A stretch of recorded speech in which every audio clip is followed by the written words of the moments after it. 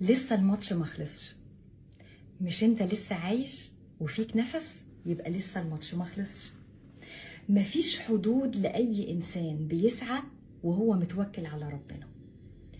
كل الأسباب هتتسخر له وكل البيبان المقفلة هتتفتح له.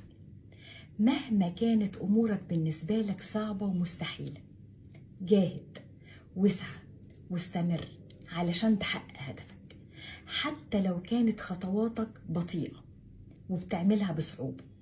ما يهمكش وملكش دعوة بالنتيجة. على فكرة انت مسؤول بس عن سعيك واستمرارك فيه. النتيجة دي بدعته هو.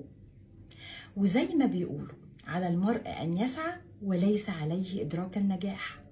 وأنا بقولك لسه الماتش ما خلصش.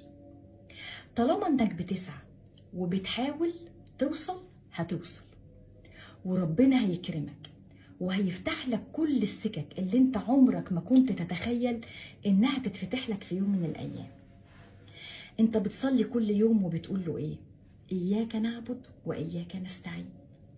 استشعرها بكل حواسك، ما تقولهاش بس كده على لسانك، لا استشعرها بقلبك، وهتلاقي المدد جايلك من عنده.